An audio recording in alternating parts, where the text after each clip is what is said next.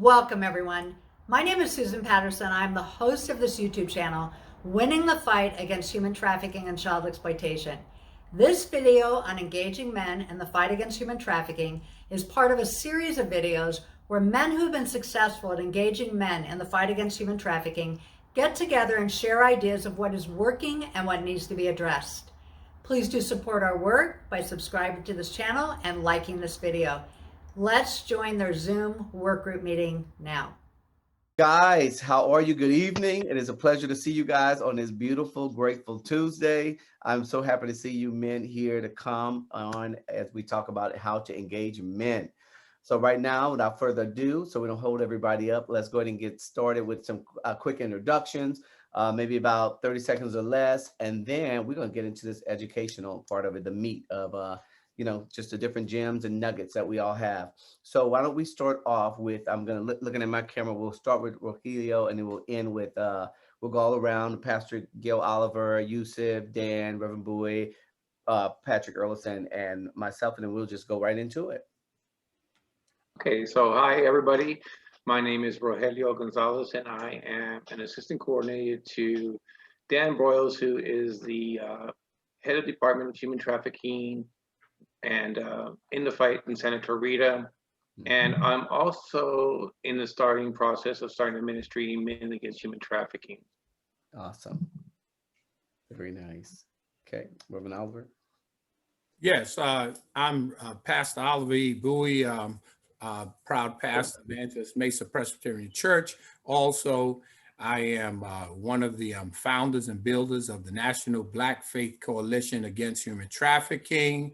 Also here, a part of engaging men against human trafficking, just fitting in where I can in the fight to end human trafficking, wherever it takes place. Good evening, I'm Yusuf Miller. I'm the founder of Mosques Against Trafficking, and I'm also on the San Diego County Advisory Council on Human Trafficking and Sexual Exploitation of Children. And also men engaging men in this wonderful program that we have here, which is my blood vein to make sure that we engage our brothers and give them a different avenue to take when it comes to relationship of fatherhood and for maleness when it comes to human trafficking. So thank you for having me here. Awesome, brother. Okay, what about, let's go to Dan now. Great. So I'm a pastor at Valencia Hills Community Church in kind of the northern LA area. And I'm also the chairman of Human Trafficking Task Force in our area with probably, I don't know, 15, 20 other agencies. And prior to being a pastor, I actually was a social worker with child abuse cases. So I was a social worker for many years prior to doing church work. All right, Mr. Erlington. I'm Patrick Erlinson. So honored to be here and among such great men of faith and men who have taken on this issue. So I started about a decade ago with the Long Beach Human Trafficking Task Force, working on the prevention side of this horror. And my conclusion really through working in prevention was really we had to reach men and we had to do something about culture. So I founded See It End It Film and Art Festival in order to engage with popular culture and the messaging that's normalizing kind of abuse and exploitation. And then through Men Standing Against Trafficking, we started a way for men to gather together to start to at least take baby steps in getting out there on the street, taking a stand against the trafficking of human beings. And then that developed into a father conference called FatherCon, and really trying to get men together to really look honestly and shamelessly at how we're being derailed as the men and fathers we really want to be, and what really needs to be done in order for us to celebrate fatherhood as a great blessing for us as men. Awesome. Thank you, Patrick. Bishop Oliver, are you back now? Good evening. God bless you in Jesus' name. This is Gail Oliver, Bishop and Overseer of the Great Life Family Church, and also Dream Big and Make It Happen Ministries. And what we do is whatever God wants us to do. Amen. So I've been studying sex trafficking now for about 8 years. Been in ministry for 21 years. God got me on, he put me through training, and then I was on the street hands-on So I was able to really be a part of cleaning up Harbor Boulevard here in Santa Ana. And so took a lot of time and years and got a lot of learning and training. And also I was trained by, I can't remember the name, 2 police officers out of Los Angeles. So they came to our church and trained us on the different types of pimps, and God dropped it in my spirit. One of my nieces got caught up in allowed a Romeo pimp to get her out there on the streets right when I was starting my training. So my first night on the job, if you would, I found out that same week that my niece had got caught up in. So God made sure that I was all in and that it became personal. So, yeah. And it was awesome because she would try to be slick sometimes. Oh, you guys going out? She didn't know I knew what was going on. Yeah. So I tell her, yep, I'll be out there. So, Wow. so anyway, it took a while for her to get out that game. Took about probably 6 months, and had a chance to minister to her Romeo pimp. And when I ministered to him, and he wasn't the first pimp I ministered to, but when I ministered to him, God had me focusing on sharing the gospel of Jesus Christ with him, finding out if his family was saved. Come to find out, his grandfather was a pastor out of Los Angeles. And so anyway, I prayed for him, shared the gospel of Jesus Christ with him. And as soon as I walked out he was in the bar, that's where I found him. I walked out of the bar and God dropped it in my spirit that pimps need Jesus too. So I said, all right, Lord, where do you want me to, where do I find them? Yeah. So Right. that, and with that, we cut the head off cut the head off instead of playing with the toes. Cut the head off, get the pimp saved, and they can lead other pimps Absolutely. to Christ, lead girls, to Christ out of the game, and also prevention. So, I like to focus on prevention as well. So anyway, I'm fired up about what we're doing. I had a awesome interview with Sister Susan, and my gift wind up getting stirred up all over again. That's good. So, yeah, we have a lot of work to do. Put it that way. We have a lot of work to do. Oh, yes. Well, thank you.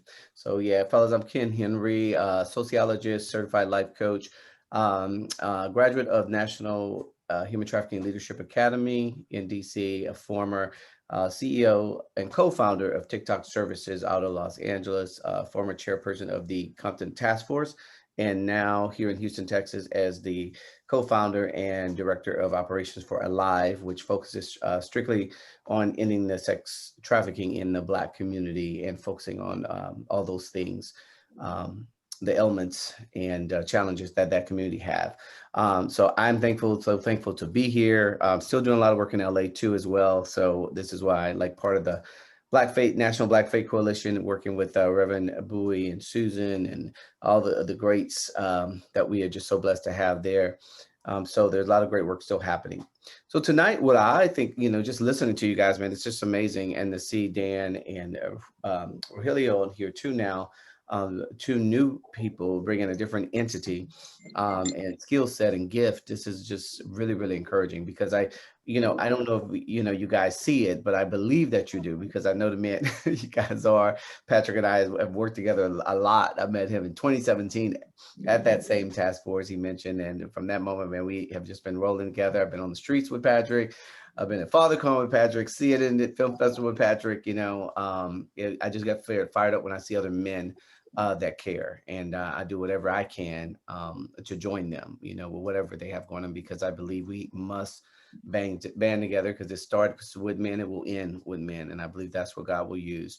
But I think let's make this thing very beneficial, and let's make it worth everybody's while. So to me, I feel that what we should do is start with questions that anybody might have. And when I mean questions and or challenges that you may be facing right now, or you feel stuck, or you feel I'm at a place of stillness and I don't know which way to go, or I can't get past get momentum up again, right? Any questions. And then after we feel we have all the questions out, now let's talk about what we can do here, what's like working, you know, like any things that you guys are, God is showing you now in your life that's working, that you're able to bring men in. It seems to be working, because just listening and knowing you guys on here, and there's a major strength here with this group, and everybody has a great field of influence. And I just know we have a lot that we're going to be able to share here about what works. And I think jot those things down.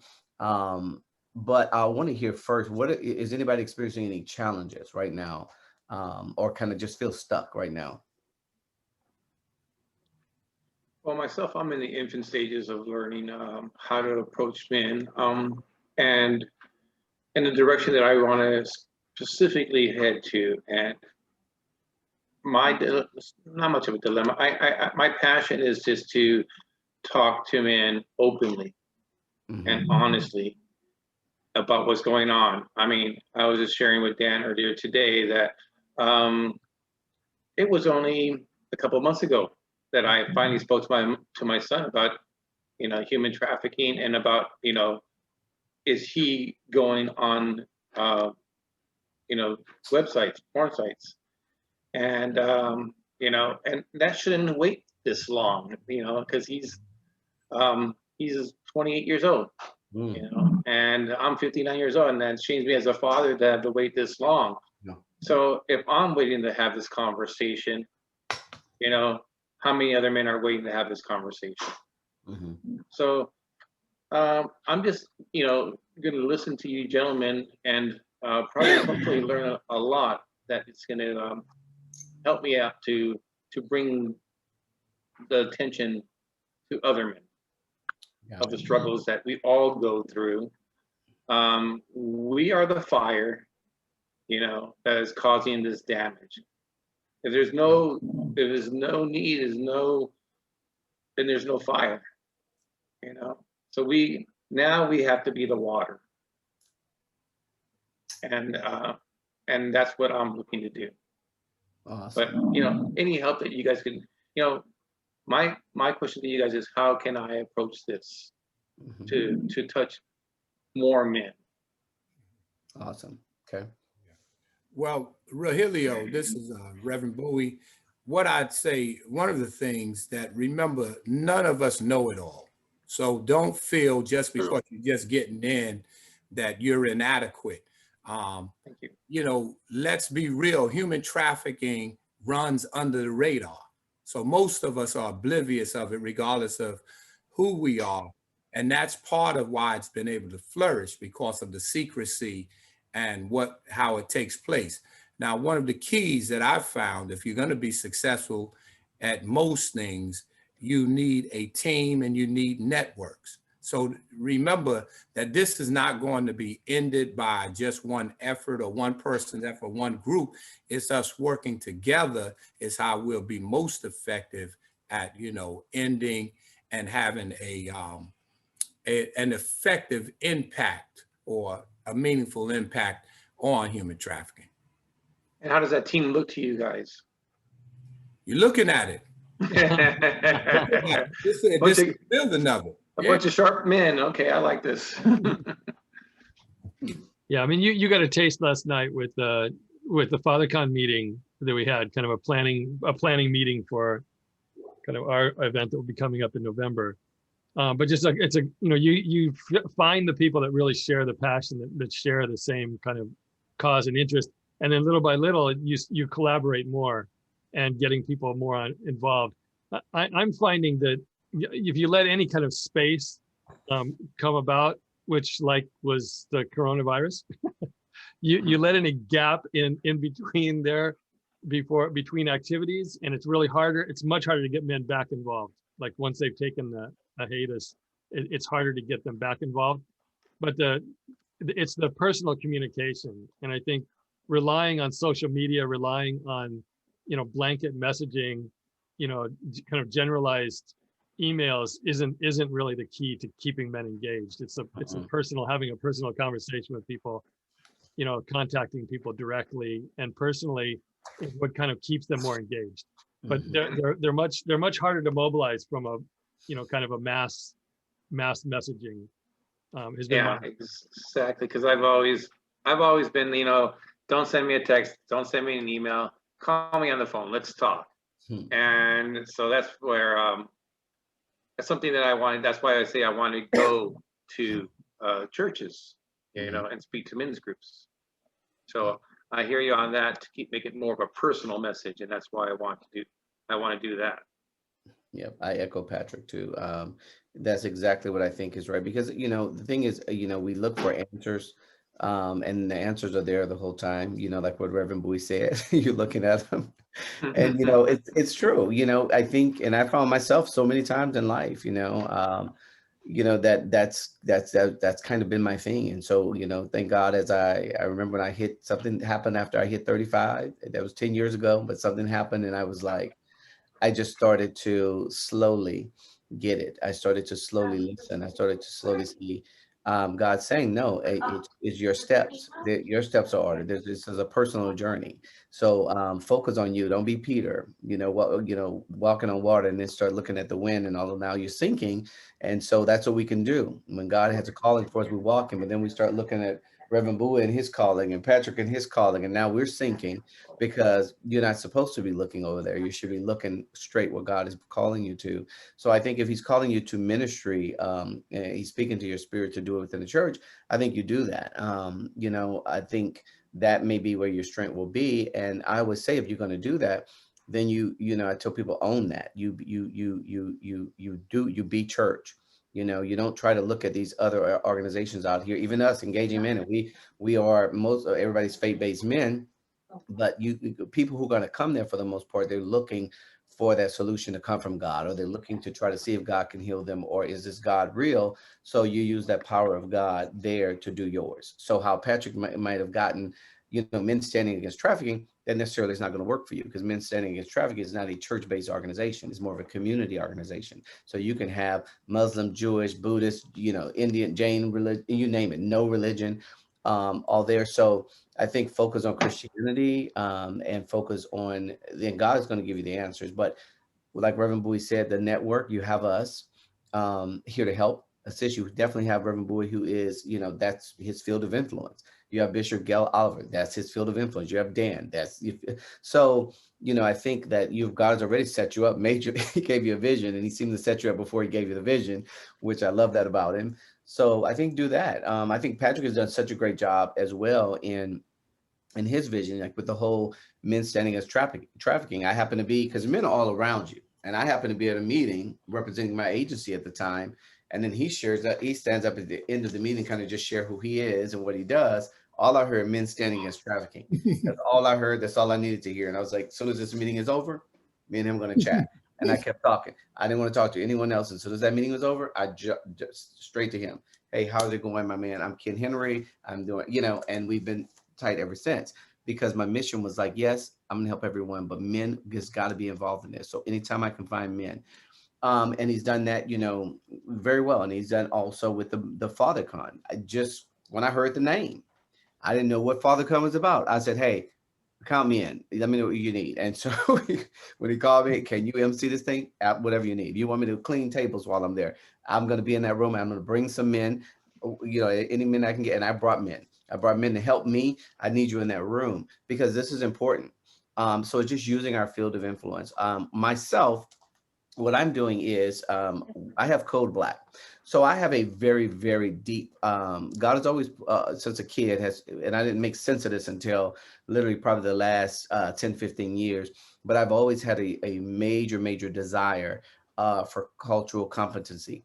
God has put a spirit of love in my heart for all people, no matter what color. I've always been like that since a kid. And I've been in some very tough situations, growing up in the South on all sides, even within my own culture. But at the same time, God has given me wisdom and allowed me to see a lot of the great strengths in the Black culture. And he's also allowed me to see a lot of the weaknesses and curses that we have. And I believe all people have that. And so I have a huge need to educate non-Blacks, and I have a huge need to educate Blacks. So I started a Code Black with my King Connector show that's focused on Black boys 12 to 17, and then I have the other division that's 18 to 24. Now with that, I'm bringing these men, but I also want their fathers involved. I want their uncles involved. I want their, the community involved, and I'll be pulling in other men that are experts in this curriculum that I created, because I created a 8-course module where it starts with historical trauma, cultural competency, goes all the way down to literally financial literacy, teaching them early, terms like life insurance, the difference between life insurance and health insurance, and teaching them these things in like at 12 to 17 years old, right? When most kids don't have a clue about this stuff, and and discipline and how to respect themselves, and the whole goal is to empower these boys so that they don't, number one, become recruited to be traffickers, and definitely that they don't fall prey to being victims of it, because as we know, boys are victims as well, especially if they're in vulnerable situations. And I personally know men that are survivors of labor and sex trafficking that I met doing the National Human Trafficking Leadership Academy. So that's my thing. And so everywhere that I'm at, and now that I'm here in the South, where I have no excuse, because you have the largest population of Black people in in this country, in the South. So I'm around, like, it was on a culture shock after being in LA for 20 years and I was born and reared here. I was like, wow, wait, Jesus, okay. But it's awesome, because everywhere I go, I just love people and I engage. And as soon as I talk about it, I have so many men, from my barber now to my fraternity brothers, and I'm getting back tied in with that out here. There's so many men that want to help and be a part of the solution. So look, there's men all around you, is what I'm going to say. But if you stay true, like Patrick said, keep it personal. That's your niche. That's your field of influence. So God's going to use that right there, which you're building, to bring people in. He's going to use you. They may even come in just to learn human trafficking, right? But God's going to save their souls through that. God is going to heal. There's going to be restoration. But you grow in that, and until God starts showing you something else, because He may be showing you that for this season, and next season He has something completely out for me, where you got to pass the reign to somebody else and say, hey, y'all, sorry, I don't want to leave, but He's calling me somewhere else. That's just how God works. So, we have to be on guard with that. So that's, honestly, I'm glad that you answered that question, because that's all I personally wanted to share for tonight, is that because I see it working. And my church out here, something great happened this past Sunday. So my pastor, Bishop, he asked, hey, could you guys alive your organization? I want to do an actual human trafficking service. This has been on my heart for months now. It's on my wife's heart. And okay, I said, well, Bishop, absolutely. I said, I'd be honored. I said, but you when you figure out what that vision looks like, I said, let me know. We'll sit down and we can do it. So we did that. And all we did was had the worship announcement at the beginning, and he didn't even preach. He came up and introduced us, shared a bit, and then he let us do the entire service. We did both services. It was so impactful, so impactful. I mean, people were at the tables or whatever. And that second service, right before I prayed and closed out, he literally came and said, hey, we want to officially partner with your organization, and we're going to create an outreach ministry, just that. And so look at this. This is another opportunity. And now the man is telling me, no, you can do Code Black here. You have a big, huge center, so God is, when you stay true and keep it personal, He will open those doors for you, so I just want to encourage you guys with that. And that's all I want to say. Just think about, what is your personal mission? Because I can get pulled. I do a lot of speaking, and trust me, I do a lot of things outside of human trafficking. But when it comes down, I compartmentalize everything I do. And there's some people only know me as human trafficking, and that's all they need to know, because that's where I'm at. There's certain people only know me in entertainment. There's certain people only know, and because I'm focused where I'm at. And so, and I see God really, works great in that way. So that's all I wanted to share. Thank you. No, I totally agree that it has to be something personal. It has to be from the heart. God has been pushing me in this direction for a long time. Mm-hmm. I struggled myself as a man, and till recently, I was able to stop and now say, well, now I can help. Yeah. Now I want to start moving forward. Yes. And then I realized that what I never did was, ask God for the power to say no, to Satan, because that is the sin of porn. It's Satan. Absolutely. Where it comes from. And so I had to call on God's power to rebuke him in the name of Jesus. And then that's when things started turning for me. And that's what I want to share with people. Amen. And more, it's going to be more elaborate. It's going to be more, but I don't want to take more time, you know. So, but thank you for sharing, Kenny. I appreciate that. Thank you too for being open. How about Dan? I'd really like to hear Dan, like his outreach and his work with men. Oh, I've already heard it before. No, okay. Like 3 times today. Yeah. Yeah, so I have a lot of thoughts, and thank you, Kenny, for leading this. One of the things that I really think there's a great need for is not just to impact individuals, which I totally agree with, but to try to impact systems. Yes. Within our culture. So, for instance, you know, the thing I'm doing for the medical community, wouldn't it be amazing if down the road, universities, you know, nursing students took a 1-unit class on trafficking as an elective, right? Because what now is all the professions are behind the curve on informing those professionals about what's going on. So I just talked to a lead person in our area. It's called the Heart District. There's, I think, 7 high schools and 7 junior highs about, and they're thinking about, can we do some training for all the staff, which would be hundreds of employees? Because most of those teachers and administrators, when they went through school 5, 10, 20 years ago, it wasn't even on their curriculum, right? And so I just think of these kind of systems. You know, imagine if it was an elective actually at a university of, whether it's a Christian university or UCLA, that for teachers administration that actually got a unit in protecting kids online, right? Because if the kids, you know, entrapping that, it affects every part of their education. We did training one time for anybody who works in the security department, not just law enforcement itself, but all these private security companies. And so, or is there curriculums that a youth group can use, that a youth pastor can use at their church? So I'm thinking of like these systems of influence, and part of it is having even curriculums or things that are user friendly. So, because if people have to come up with it from scratch, it's too overwhelming, and then they don't do it typically. But if like, here's some stuff that a school can use in the nursing department, here's a youth pastor what they could use at their church, or even a couple sermons a pastor could use on a Sunday, to all these different kind of systems. Here's what, you know, a police department could use, and it's taught by someone from that profession. If somebody, part of it is thinking of how to influence systems, because individuals are really essential, but it's amazing. You know, I'm thinking right now we already have 50 people signed up for this medical training, where my guess will get to 100, 200 people. If all those kind of medical individuals now knew the signs, that's going to make a difference. They're going to notice victims. So part of it is, that's just kind of my social work background, is thinking about systems. So that's kind of that's a huge endeavor even to think about that. So I think of systems really right now. For instance, the other one is there any standardized training that can be done for any nonprofit out there, whether it's faith-based or not? So your local food pantry, to your local domestic violence center. There's I don't know how many nonprofits are in our country. They're all over the place, big and small, that they could literally take a 1-hour thing that for their employees, and it's in the best interest of the employees, they're telling them the signs. So I'm thinking, how do you develop that stuff? So part of, for my area, is how do I influence those systems, is where I'm kind of thinking about.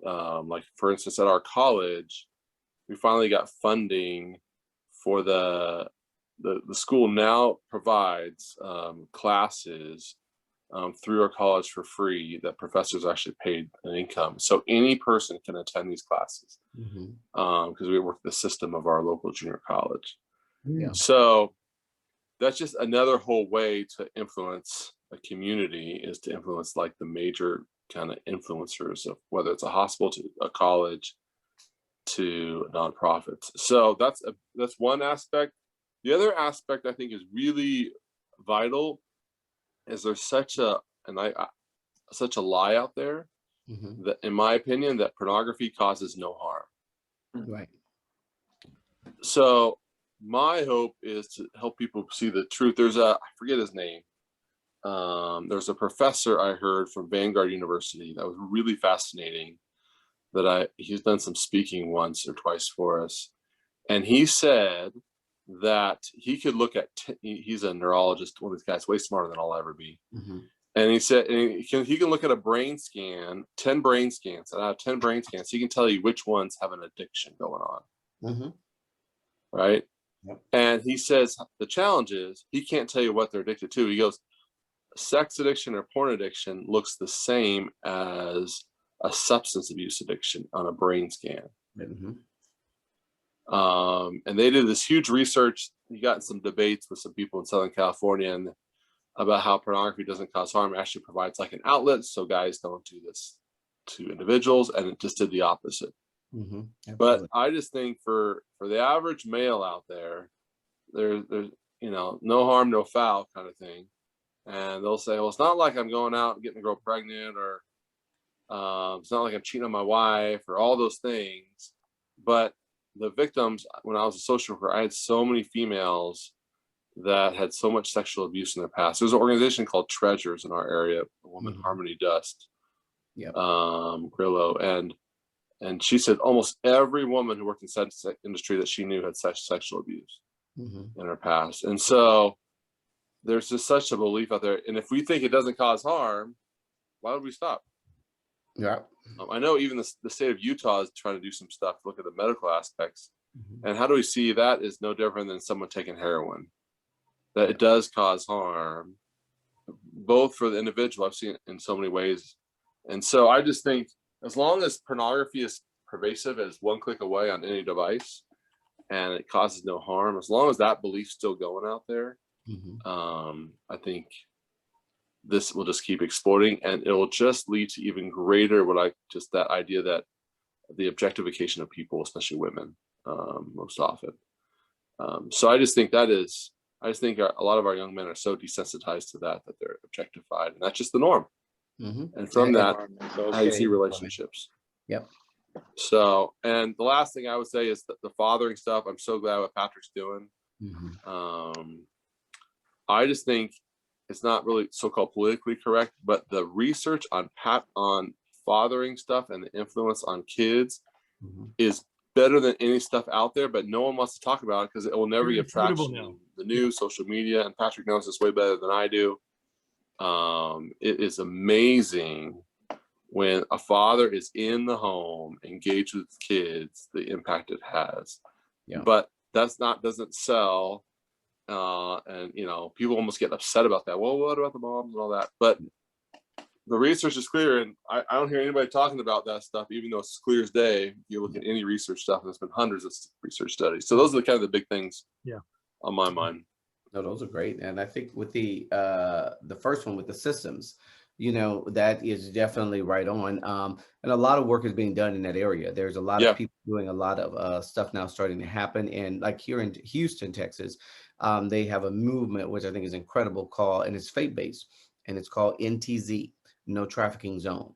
It's a huge, group. And what they do is, and now they're growing, it's definitely going to end up nationally, because the last call I was on, there were people from LA and a couple of people, maybe 3 or 4, and some other states. But basically what they do with that is it's these different entities like you speak of, especially entertainment centers and things of that nature. Basically they declare themselves as a no trafficking zone. So in order to declare yourself as a no trafficking zone, then your CEO or whoever makes those decisions then says, now all my employees here have to be trained. Anybody that works in this facility has to be trained on that. And so there's trainings go in with entities that are specialists in this field, going and train them.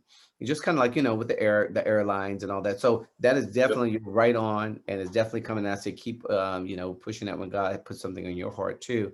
But that's right on. And I think churches, for me, is a huge one. And the reason why I think churches is underrated is because churches have these individuals in there, but in a lot of these churches, there's individuals who have these fields of influence.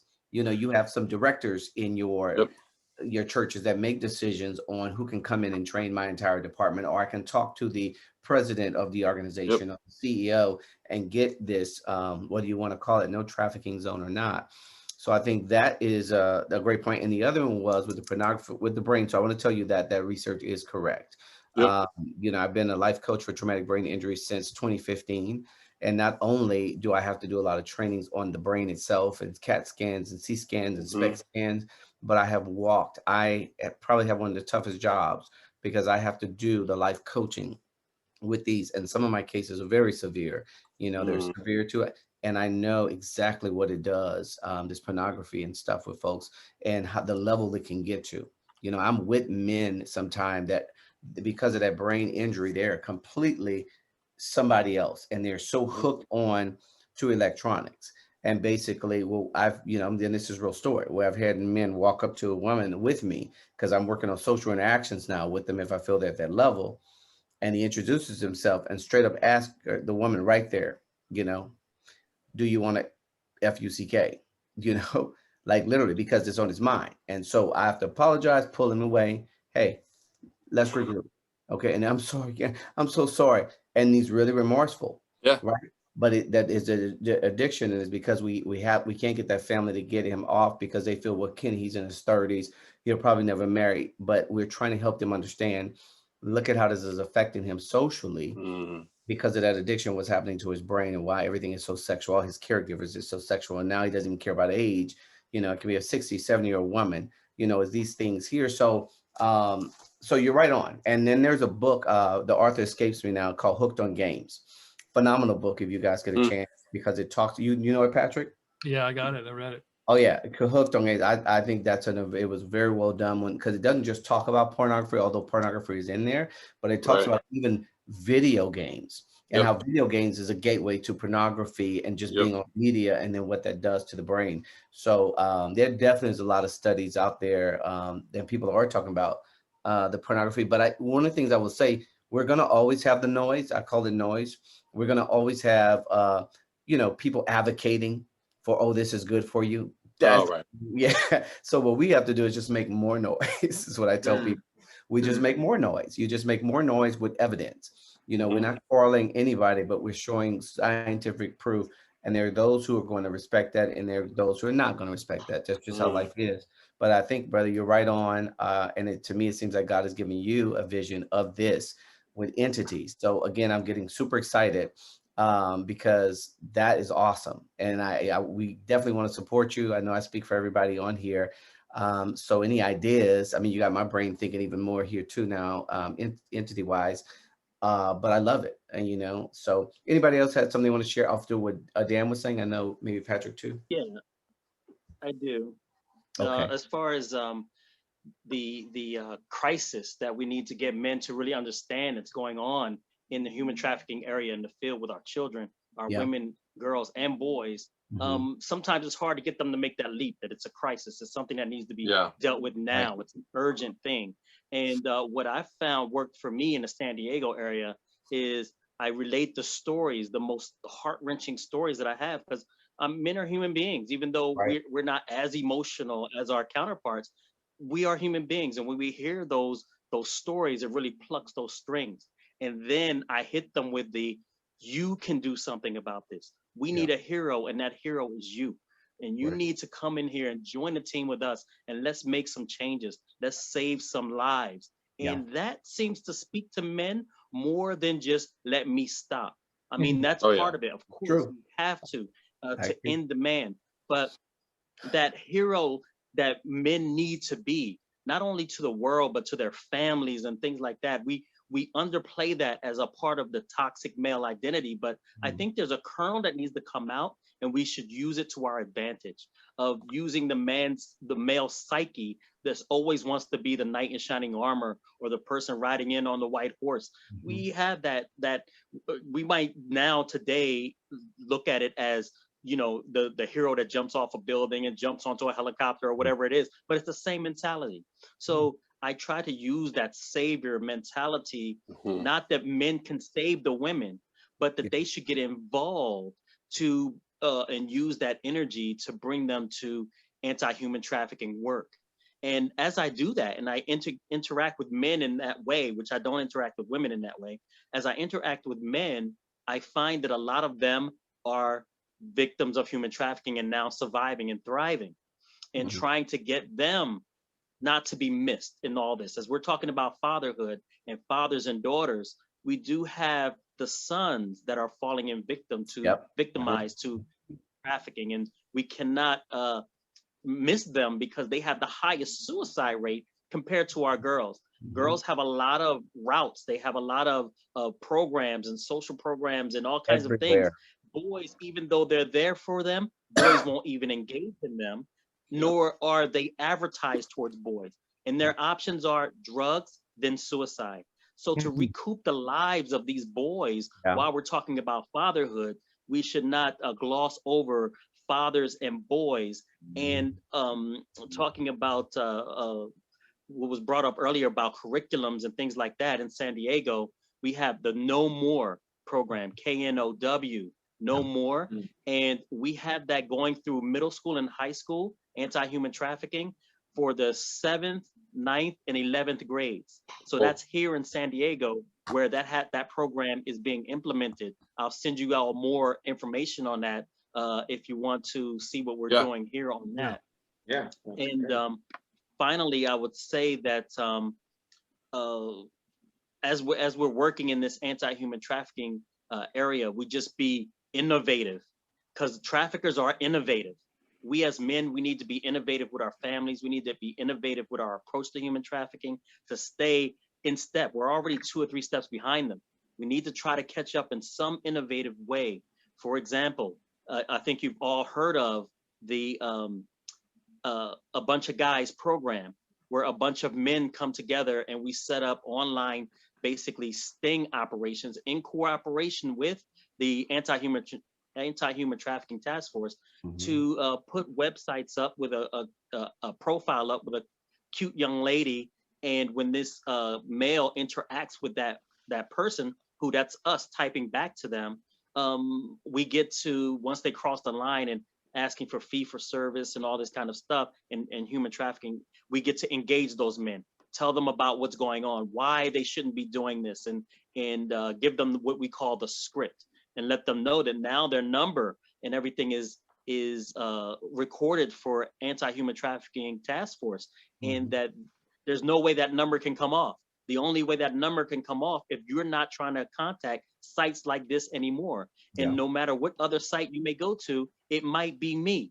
So I'm on there as Cinnamon, I'm on there as Candy, but it's really just me. And I'm typing to these guys, and we have a phone number, and they call in sometimes and they get me, or they get one of the other guys. So the program is called A Bunch of Guys, and it's a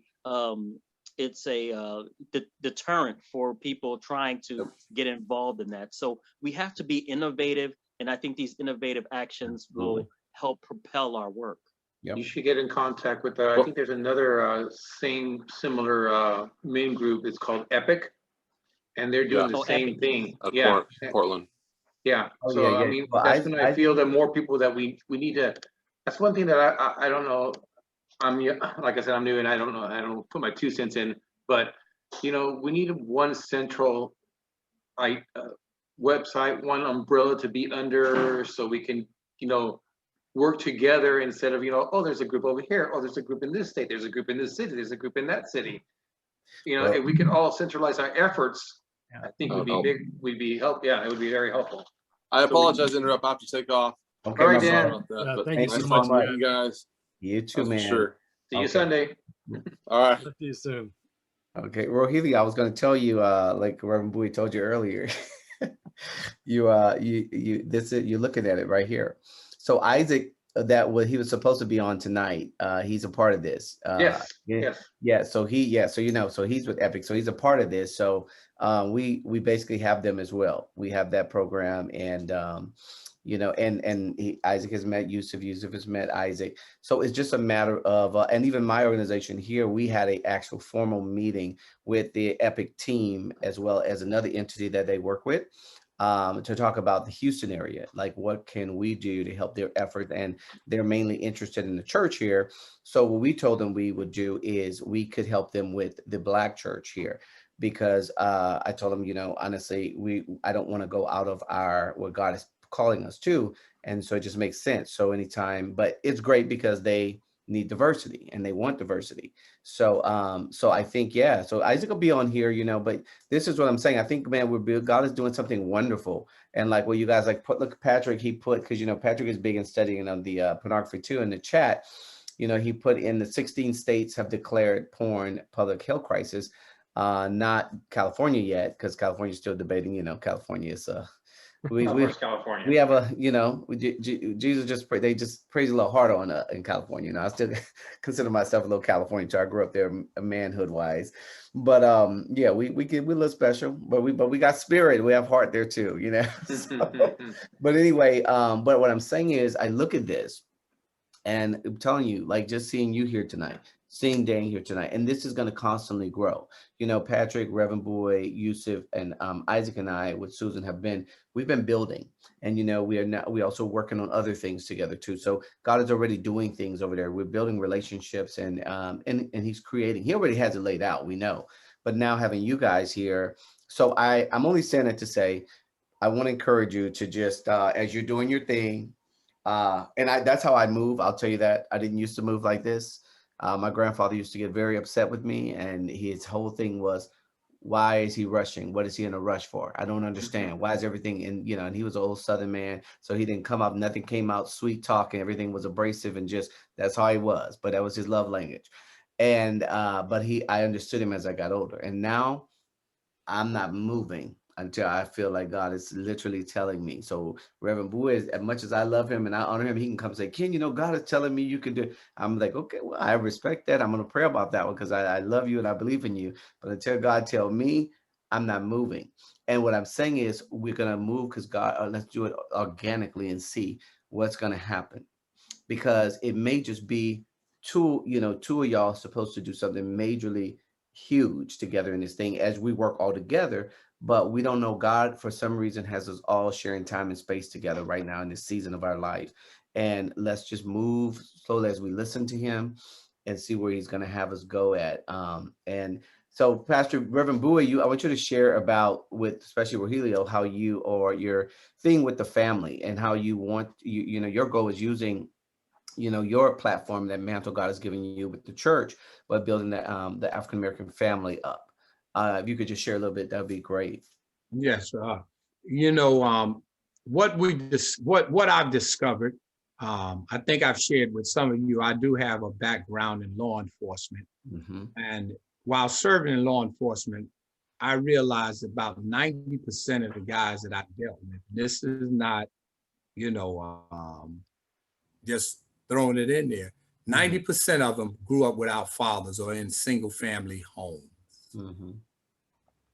So part of the reason why the African-American community is in the condition that it's in is because you lack 2-parent healthy homes. Because you gotta, you know, you can have 2 parents in a home and still be unhealthy. Absolutely. But God has revealed to me much of what we need to deal with if we're going to strengthen the African-American community.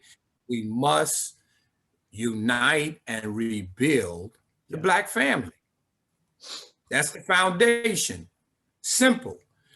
Also, as you are a man of faith, Rogelio, the most the best asset that you possess is your faith. The most powerful asset you have is your faith. And so, as Ken knows, that one, I'm leading with my faith. And the reason why we will be successful is because we have God, what? On our side. Absolutely. So remember that. And let me just speak to you. You have a huge advantage because you have a pastor who's already knowledgeable. And what I want to say to you and encourage you to do, drink at that well. And as much as you can. You know, because, you know, a lot of times we go around the world to find what's been there all the time. Absolutely. Same thing as an African-American community. We keep looking for all these other solutions elsewhere. African American community is never going to be rebuilt. The African American family is never going to be rebuilt until African Americans decide to rebuild their families and rebuild their community, regardless of how much help comes from the outside. That's it, brother. 100%. Amen to that. We just need a bigger mic, don't we? I love it. Amen. Okay. Well, Patrick, anybody had any last closing remarks or something wanted to say before we let Lady Susan back on here? Because I'm gonna let her close it out so I can take off too. I'd But like to say one thing. Go ahead, bro. I love you guys. I love you too, man. Love you too. I can feel it. Man.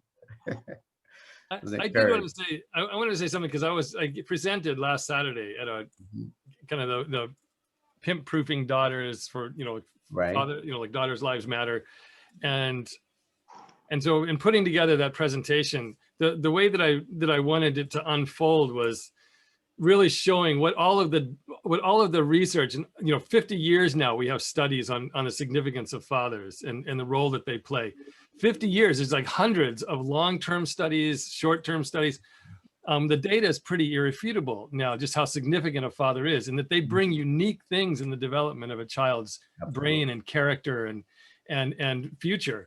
And so I started out, talking about this kind of ideal. Like this is what we're made for. This is what's supposed to be. This like healthy relationship between a husband and a wife, and children to grow up in that kind of environment. This is the health. And then it brought to the point where rejection is one of the most serious and damaging things that a child can experience, feeling rejected. And what all of the data shows is that if you're rejected by a father, that's much more serious than being rejected by a mother for some reason. God knows why, but it has a bigger impact on child, the rejection of a father. Then I went into talking about trauma and how, like trauma results from things that are done to you and also things that are withheld from you.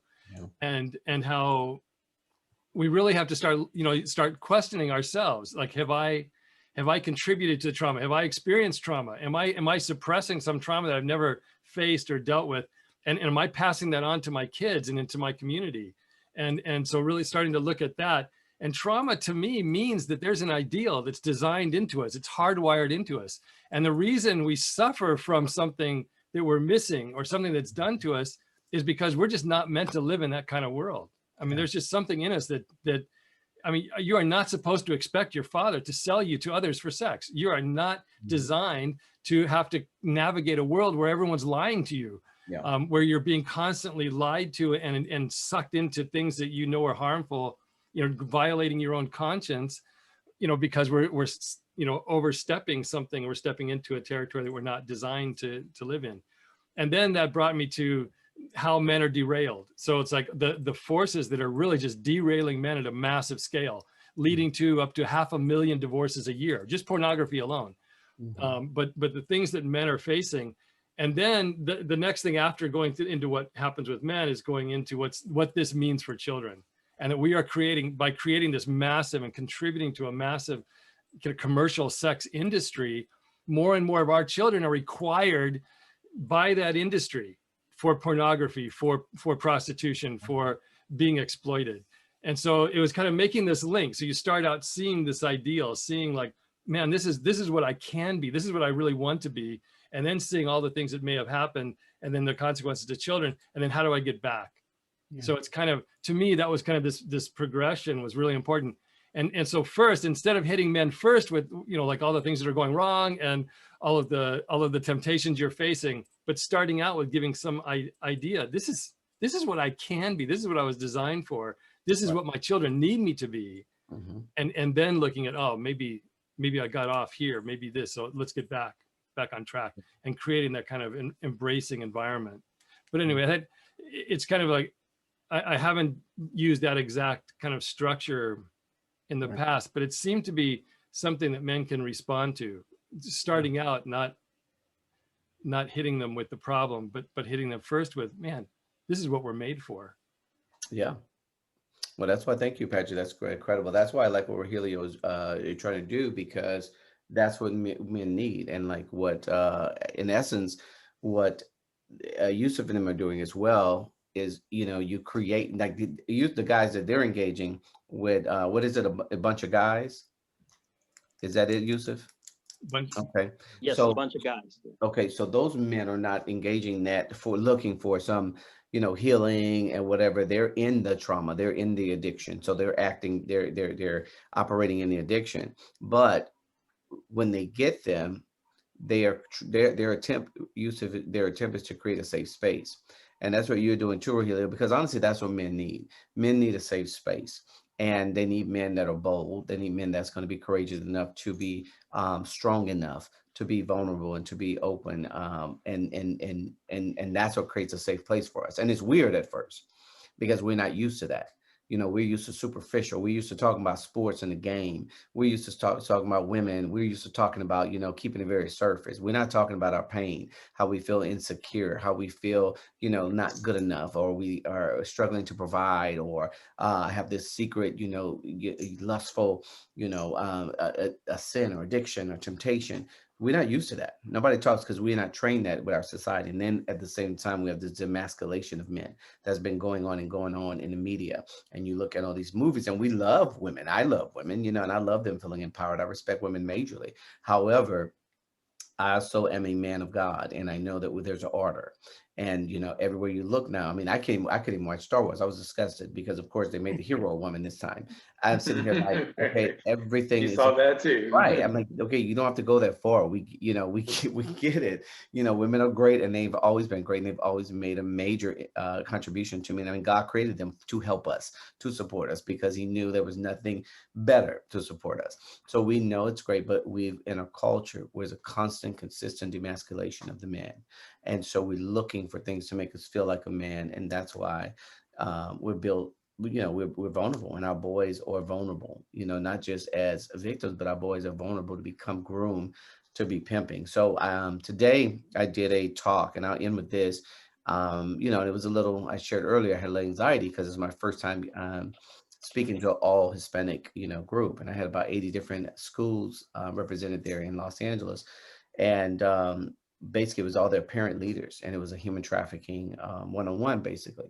And I tailored it to them. But one of the things I left them with, I said, the most important thing though, I said, there's so many great things we can come up with, so many, strategies and all that.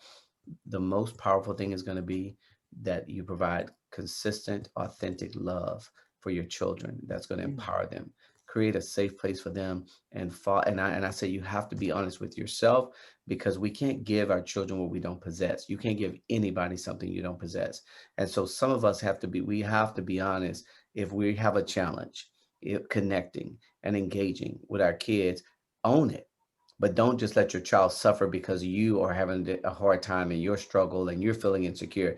Figure out, like the African proverb says, it takes a village to rear a child. Figure out how to get a healthy village around your children that you can trust and safe, and you let them give them. So someone's speaking life into your child. Somebody's empowering them, that community, until you can get there, and it's nothing to be prideful about, anything. It's just, hey, it's just me. I love my kid enough to put myself on the back burner, and I don't want my child to hurt. Right. So as I did with myself, I'm going to make sure I provide opportunity for my child to not end up like me. So we don't create this vicious cycle, because when a child is empowered, they're less likely to be prey to victims of trafficking. And when they have less adversity in their life, and like Patrick said, that's true, there's so much study that they are least likely to engage in high risk lifestyles. And there's tons of research on that. So the best thing we can do is provide that safe place and really seek, how can I empower my child? How can I learn to be a better dad? And I'm not just talking about your kids. How can I be a better uncle? How can I be a better godfather? How can I be a better man in my community with the other kids? I don't know what their household looks like on the inside. The children coming inside of my church, I see the parents, hey, brother, hey, this, hey, kids, and everybody's on their Sunday best. And, but I don't know what's going on at home and the struggles these kids are facing with. How can I make an impact just when I see them on Sunday, or if I see them on the midweek? So just looking at every opportunity you can, how can I do something to make this child feel a little bit more special and important? And so I think if we, continue to take on that, this will be amazing, amazing. So anyway, I love you guys. I'm going to take off, and I'm going to let Reverend Bowie end this, because hopefully he can get Susan back. And then I will talk to you, but like text, call, anything you guys need. If I can help with anything, even if it's a resource to get to you, let me know anytime. Okay. And then trust me, I will not be afraid. As Patrick know, if I need something, I will reach out in a minute. So please, please feel free to use us, man. Use all of us here, and definitely pray for me and everything we have going on here, and any prayer requests you guys have. I do pray for our group, but definitely if there's any specific prayers, Reverend Bowie is greatest in the scriptures, please do that. You can text me and say, hey bro, pray for this. Right now I know the things I'm going to pray for. I'm going to pray for each one of your entities tonight, because that's why I'm running off, because I have some prayer brothers I'm praying with in LA right now. So, but anyway, I love you guys, man, and we shall talk soon. Thanks so much, Ken. You're welcome. Well, gentlemen, this has been a great session. It is always just an awesome time to spend time with my brothers in this fight, and just meeting you. I want you to know that I'm delighted and excited about the future, because through Jesus, right, we're going to tear down Satan's kingdom. Mm-hmm. All right. Through the power of God, Exactly. power of God. That's what we have to understand. And as we believe that God, the creator, is able to do exceedingly abundantly above all we can ask, we'll move forward. All right, let's bow our heads. Almighty God, we thank you, Lord, for the power that you have vested in us. And Lord, not only the power, but the visions that you have given to each and every one of us. We know that you are the great I am. We know, Lord, that you're able to do exceedingly abundantly above all we can ask or even think. As we come together and work together, Lord, to eliminate and annihilate human trafficking throughout the world, we ask, Lord, that as you stand with us and as we go standing for you, that you will give us the victory. Amen. Amen.